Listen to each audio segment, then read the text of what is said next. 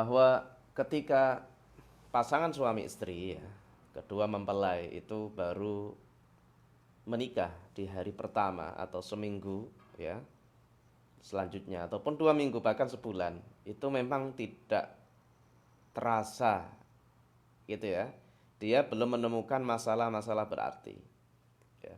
Dia masih merasa dunia milik berdua gitu ya, masih merasa kebahagiaan itu kayaknya punya dia doang ya, yang lain itu kayak nggak bahagia gitu ya. Itu awal-awal ya, itu wajar karena setelah sekian waktu dan mereka kemudian menikah ya, menikah baru halal gitu ya, merasakan halalnya ya, halalnya rumah tangga.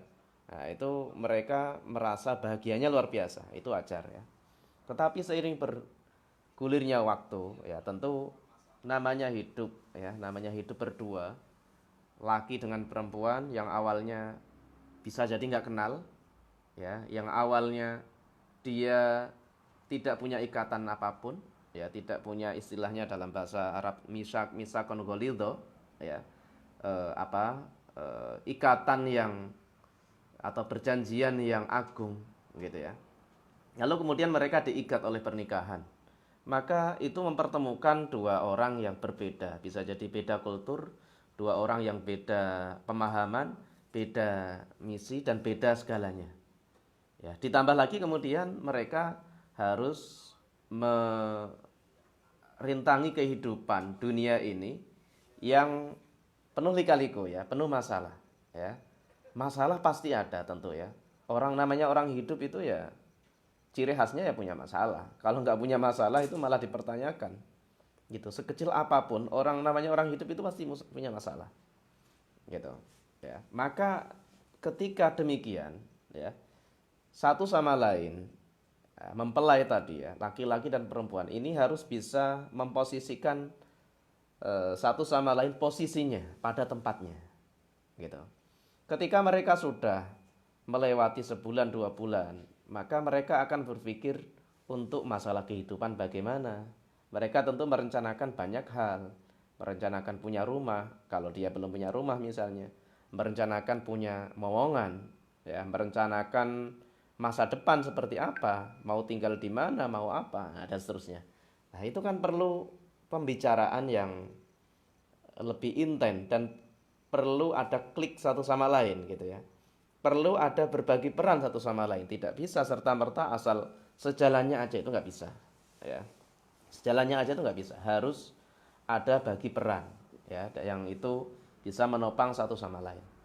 Nah, untuk itulah Rasulullah Shallallahu Alaihi Wasallam juga memberikan teladan, memberikan anjuran, memberikan bimbingan kepada kita sebagaimana dalam sabda-sabdanya ya. Maka pada sore hari ini kita coba melihat bagaimana si Rasul menasehati kita ya.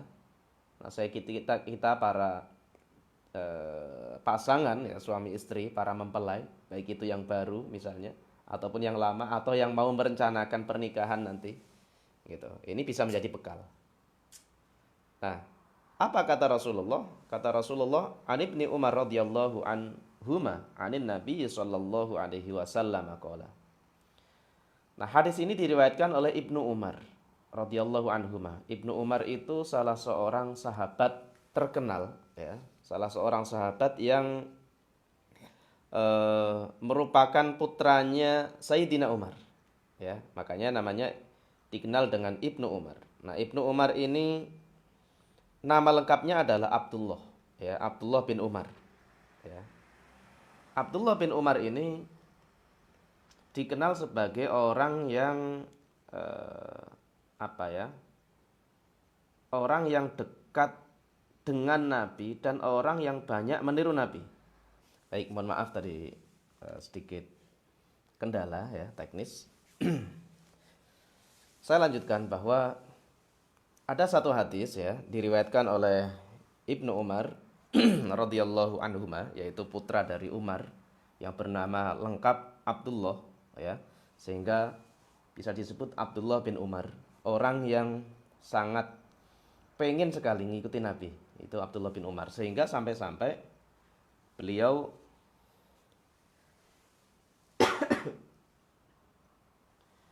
Abdullah bin Umar ini saking pengennya ikut Nabi itu, beliau itu setiap ada tempat yang pernah dikunjungi Nabi itu dituru. Misalnya Nabi pernah berteduh di bawah satu pohon, maka kemudian Ibnu Umar itu ngikutin. Ya. Oke. Nah, dari Ibnu Umar ini diriwayatkan, dari Ibnu Umar dari Nabi Shallallahu Alaihi Wasallam, beliau bersabda, kullukum ra'in wa kullukum mas'ulun an ra'iyatihi, bahwa setiap orang dari kalian adalah pemimpin, kata Nabi ya. Dan setiap orang dari kalian kelak akan dimintai pertanggungjawaban atas kepemimpinannya. Ya. Gitu. Jadi kita semuanya, semua manusia, ya, karena kullukum itu setiap kalian, berarti kita semua, laki-laki, perempuan, ya, mau Islam dan Muslim, ya, itu punya peran sebagai seorang pemimpin dia. Setiap kita ya. Nah, karena kita ini menjadi pemimpin ya, kita dimintai pertanggungjawaban atas kepemimpinan kita. Siapapun itu ya, itu pasti jadi pemimpin. Ya, mau laki-laki mau perempuan. Gitu. Tentu pada levelnya masing-masing nanti ya. Oke. Ya, yang pasti kita semua itu pemimpin. Dari level yang terkecil sampai yang terbesar nanti ada. Ya. Presiden memimpin satu negara. Ya, gubernur nanti satu provinsi, turun terus gitu ya, sampai seorang bapak memimpin keluarga, seorang ibu juga memimpin rumahnya, sampai pada level kita memimpin diri sendiri ya. Maka kullukum ra'in wa kullukum mas'ulun an ra'iyatihi, wal amiru ra'in, kata Nabi ya. Seorang amir adalah pemimpin. Amir itu ya pemimpin itu sendiri, seorang pimpinan itu ya pemimpin ya.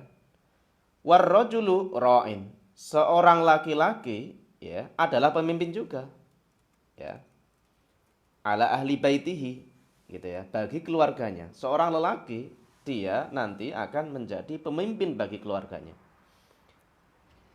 Perempuan gimana? Lanjutan hadisnya, wal mar'atu ra'iyatun ala baiti zaujiha.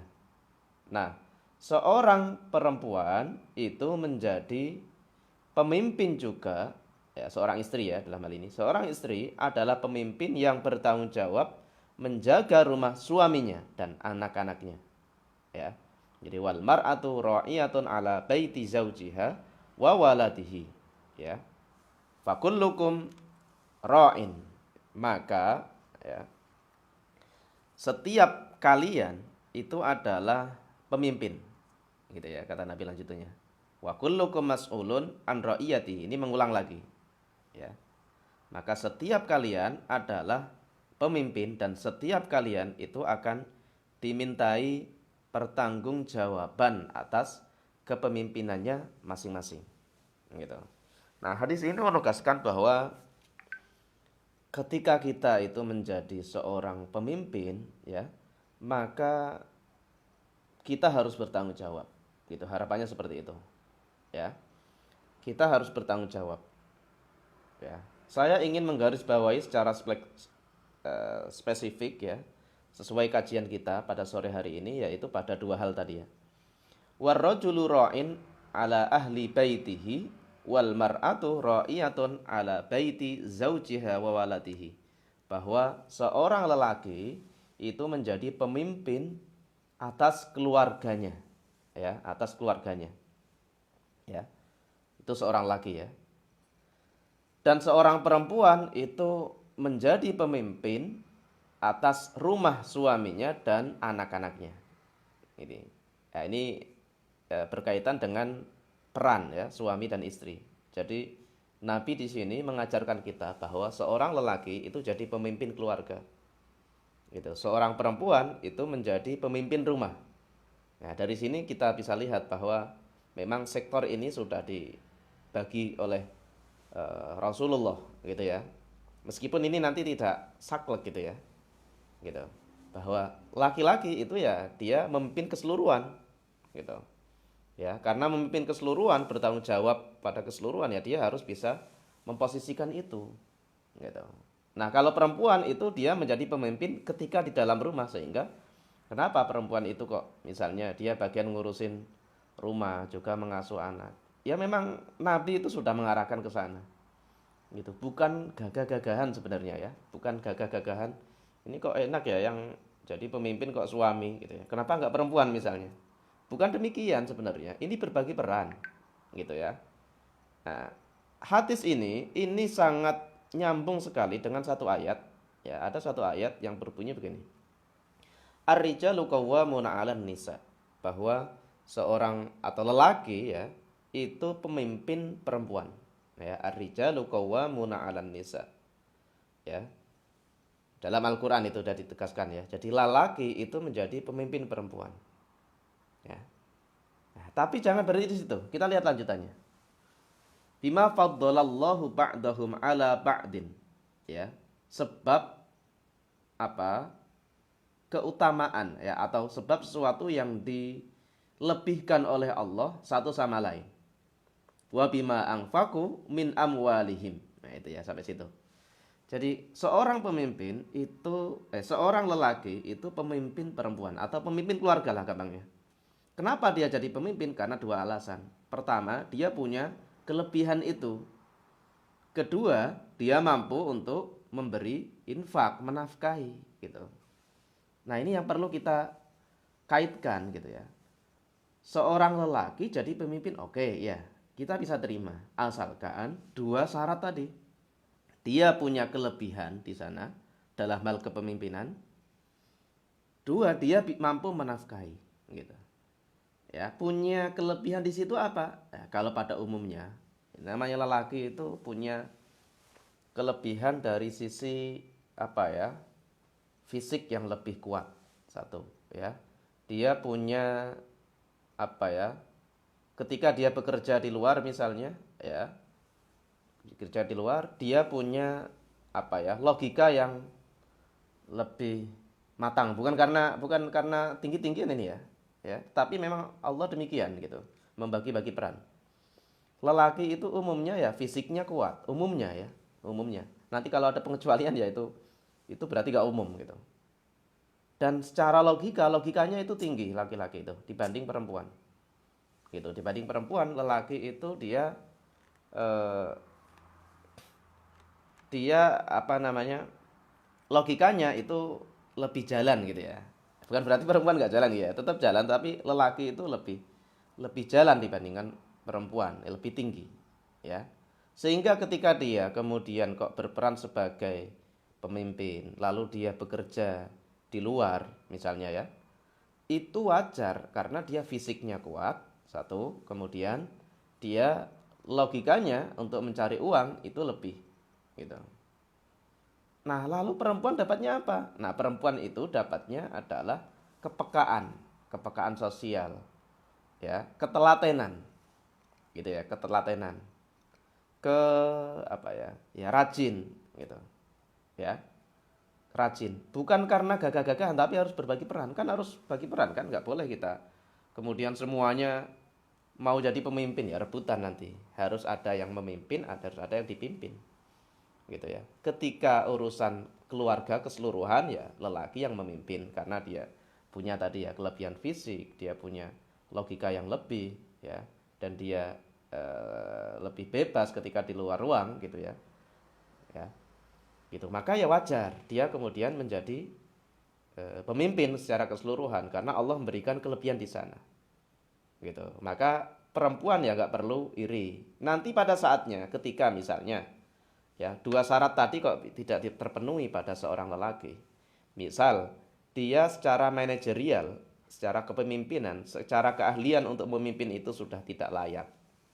Gitu. Misal karena anggaplah misalnya nih. Misalnya dia kecelakaan, seorang lelaki kok kecelakaan misalnya. Otomatis dia perangkat-perangkatnya untuk memimpin itu sudah tidak mampu. Fisiknya lemah misalnya. Kemampuan memimpin sudah hilang misalnya ya. Kemudian dia memberi nafkah juga sudah tidak mampu misalnya. Kalaupun mampu sudah tidak seberapa. Nah, baru ketika itu ya dia dianggap sebagai orang yang tidak mampu memimpin, tidak layak sebagai qawwamuna. Ketika itulah kemudian istri itu bisa dilihat, oh istri dia mampu memimpin, dia mampu mencari nafkah. Maka ketika itu istri menjadi pemimpin, boleh seperti itu. gitu. Tapi secara umum ya tadi, lelaki itu sangat cocok dia sebagai pemimpin keseluruhan karena dia eh, apa? Dia punya keahlian di sana, punya kelebihan, dan dia juga punya logika yang kuat, ya, dan dia punya fisik yang kuat. Nah, sementara perempuan itu punya kepekaan sosial. Dia punya keuletan. Ya, ketika mengerjakan sesuatu yang banyak itu dia bisa telaten. Karena itulah kata Nabi tadi, wal mar'atu ra'iyatun ala baiti zaujiha wa waladihi. Dia bertanggung jawab atau menjadi pemimpin di rumah. Gitu. Perempuan itu rumah itu dia yang ngatur gitu ya. Ya, itu perempuan. Begitu juga anak, ya. Makanya kalau laki-laki itu yang ini yang saya pribadi saya rasakan ya.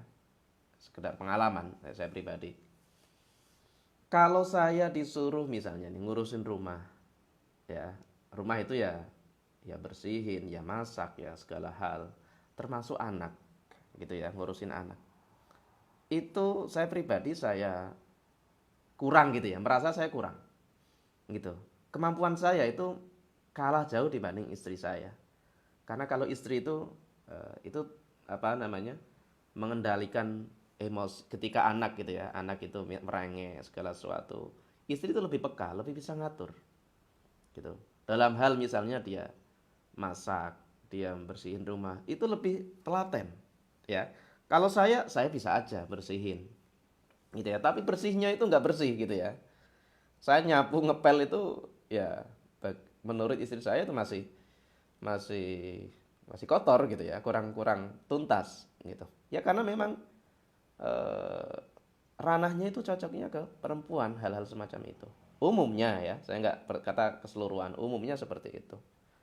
Ngurus anak juga sama. Kalau perempuan itu bisa sabar, bisa telaten, ya ngebimbing anak, ya ngajarin ngaji, gitu. Ketika anak ngerengek itu bisa meredam, tidak lantas emosi. Kalau saya itu baru sedikit itu kadang-kadang ya kebawa emosi, kadang-kadang, gitu kebawa emosi. Nah, itu saya kira ya Allah itu sengaja membagi peran itu seperti itu. Ya Allah itu membagi peran seperti itu sehingga laki-laki itu kemudian dia menjadi pemimpin keluarga, dia mencari nafkah. Ya karena memang cocoknya itu di situ, keutamaannya, keunggulannya. Perempuan kemudian mengurusi rumah, ya, mengurusi rumah, kemudian mengurus anak. Memang cocoknya ya kayak gitu memang. Umumnya ya, umumnya. Gitu. Kok ada yang nggak umum ya itu berarti di luar keumuman. Gitu ya. Di samping kalau laki-laki itu kalau beraktivitas itu lebih bebas menurut saya ya, gitu. Lebih bebas. Dia logikanya eh, jalan terus, normal, lebih tinggi lah, lebih lebih unggul dibandingkan perempuan. Perempuan misalnya kalau lagi pas menstruasi misalnya, itu emosinya malah yang unggul nanti. Nah, bekerja kok emosi yang lebih unggul itu ya repot. Gitu ya. Nah, itu dan seterusnya gitu. Maka kalau gitu ya tidak perlu kemudian laki-laki itu eh, iri ke yang perempuan, perempuan juga iri kepada laki-laki. Ya, karena dua-duanya ini ketika dia menjadi pasangan suami istri, mau nggak mau memang harus berbagi peran. Gitu ya, mau nggak mau harus berbagi peran. Nggak bisa kemudian dua-duanya itu rebutan peran. Ya, harus berbagi. Ada yang dia menjadi pemimpin nyari nafkah, ada yang dia ngurus rumah, ngurus anak.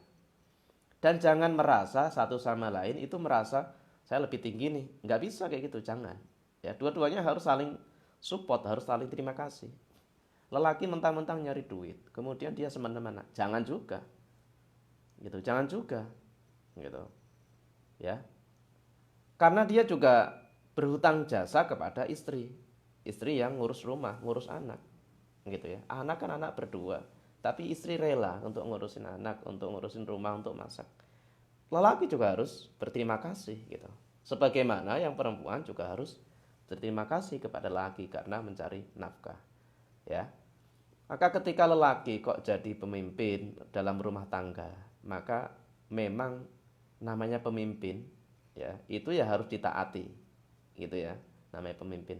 Dan rakyat yang baik itu ya rakyat yang taat kepada pemimpinnya. Kalau ada pemimpin kok sudah nggak ditaati dan rakyatnya nggak mau taat, ya yang ada malah nanti ya dikudeta gitu ya. Yang ada malah nanti rebutan. Ya, dan ya itu pertanda berarti udah nggak harmonis gitu. Ya, eh, bukan apa ya, bukan rebutan peran sebagai pemimpin, tapi memang harus ada, gitu kan kata Nabi, ketika ada 3 orang berjalan maka salah satu harus ada yang menjadi pemimpin. Demikian halnya dalam rumah tangga, ya harus ada yang jadi pemimpin. Nah, pemimpin itu ketika dia mau jadi pemimpin ya harus layak sebagai pemimpin. Kelayakannya apa? Ya tadi, lagi-lagi syaratnya. Pertama adalah dia punya keunggulan di sana sebagai seorang pemimpin, ya. Dia punya keahlian manajerial, dia logikanya unggul, ya, dia fisiknya kuat, ya, dan lain-lain lah yang kira-kira layak untuk menjadi pemimpin, gitu ya. Karena syarat pemimpin itu ya itu gitu.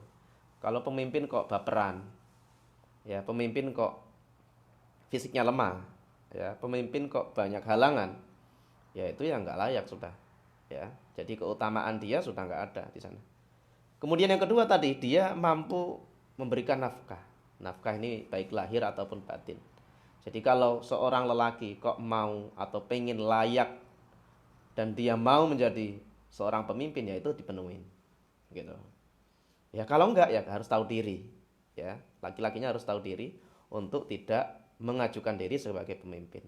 Dan ketika si perempuan kok dia ternyata punya keahlian itu, lebih unggul daripada laki-lakinya, kemudian dia mengambil peran pemimpin, ya yang laki juga harus mengalah gitu. Jadi saling berbagi saja, berbagi peran, biar tidak rebutan peran. Nah itulah keharusan yang harus dibina oleh seorang pasangan gitu ya. Seorang pasangan suami istri itu harus seperti itu, berbagi peran. Gitu, maka tadi yang disabdakan oleh Nabi, warrajulu ra'in ala ahli baitihi wal mar'atu ra'iyatun ala baiti zaujiha wa waladihi, ya. Ini harus atau kita pegang benar-benar ya, biar kemudian itu bisa apa namanya berjalan gitu ya, rumah tangganya itu berjalan dengan baik, dengan harmonis gitu ya. Tujuannya satu adalah hanya untuk saling support sebenarnya, saling melengkapi ya. Laki-laki itu nggak lengkap ya ketika nggak ada istrinya, istri juga nggak lengkap ketika nggak ada suami. Jadi keduanya saling melengkapi. Karena saling melengkapi ya berarti harus saling terima kasih dan saling melengkapi gitu. Namanya nggak lengkap ya, namanya kurang, punya kekurangan gitu ya, saling terima kasih, saling melengkapi, itu aja sebenarnya intinya ya. Oke, itu hadis pertama ya. Jadi lelaki jadi pemimpin di dalam rumah tangga secara keseluruhan, dan perempuan itu menjadi pemimpin juga di rumahnya dan juga bagi anak-anaknya. Karena Allah memang memberikan kelebihan di masing-masing peran itu. Oke. Saya lanjutkan hadis kedua. Ini masih berkaitan dengan bekal-bekal ketika dia sudah menjadi suami istri atau pasangan gitu. Satu hadis lagi, an Abi Hurairah radhiyallahu anhu, riwayat Abu Hurairah radhiyallahu anhu, seorang sahabat yang banyak hadisnya. Qala Rasulullah sallallahu alaihi wasallam. Rasulullah sallallahu alaihi wasallam bersabda, "Akmalul mu'minina imanan ahsanuhum khuluqan," kata Nabi. Seorang mukmin yang paling sempurna imannya, atau orang mukmin yang paling sempurna imannya adalah yang paling baik akhlaknya. Ya, ini kata Nabi. Jadi kalau kita mau dianggap sebagai mukmin yang sempurna, kita harus menjadi orang yang terbaik akhlaknya. Wa khiyarukum linisaihim khuluqan, dan sebaik-baik kalian adalah yang paling baik akhlaknya terhadap istrinya. Nah, ini ya. Ketika laki-laki tadi sebagai pemimpin gitu ya, dalam rumah tangga, maka dia juga harus mampu menampilkan kepemimpinan berupa kebaikan akhlak. Sebenarnya ini juga sama nanti, pihak perempuan juga sama. Lelaki bisa berakhlak kepada istri, ya, istri juga harus bisa berakhlak kepada suami. Bentuk akhlaknya istri kepada suami ya dia menampilkan ketaatan, dia bertanggung jawab, ya, dia melakukan apa yang menjadi hak dan kewajibannya misalnya. Begitu juga yang laki-laki juga sama, seorang suami. dia harus bisa menampilkan akhlaknya. Akhlaknya gimana akhlaknya? Di antara akhlaknya, di antara akhlaknya misalnya dia berlemah lembut kepada istrinya. Misalnya dia menjaga keharmonisan dengan membawa kebersamaan. Dia jangan sampai memukul, karena Nabi itu melarang juga memukul itu. Nabi nggak pernah sekalipun memukul istrinya, gitu. Itu Nabi. Itu di antara akhlak ya, contoh akhlak yang ditampilkan oleh Rasulullah. Dan itu harus kita ikutin, gitu, sebagai seorang suami. Gitu. Dia berlemah lembut, dia tidak kasar, dia apa namanya bisa menjaga keharmonisan, dia menjaga komunikasi, ini penting, menjaga komunikasi.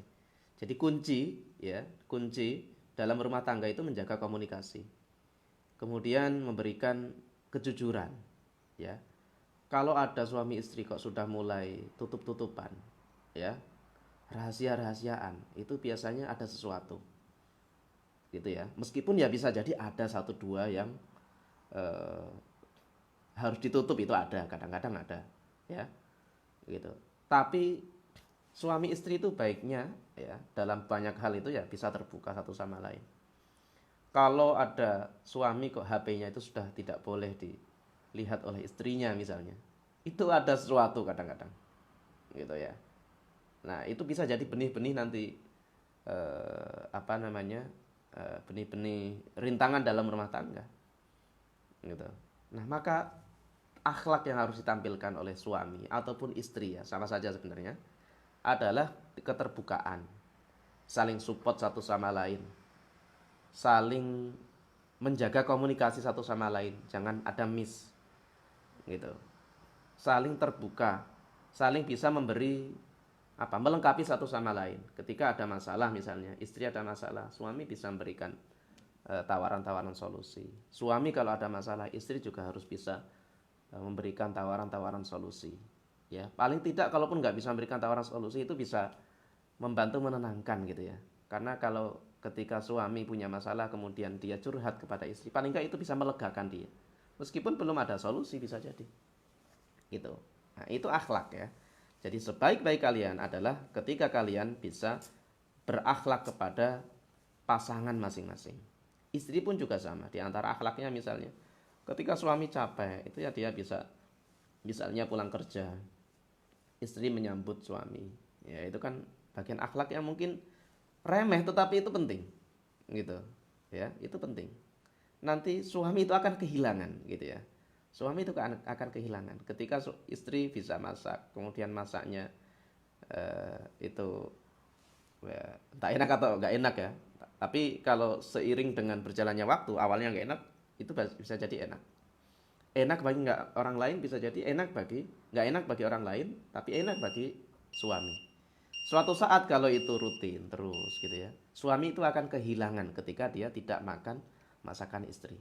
Percaya ya, ketika suami itu keluar gitu ya, sejauh apapun waktunya makan ya dia kangen dengan masakan istrinya gitu. Percaya, karena itu juga yang saya rasakan gitu.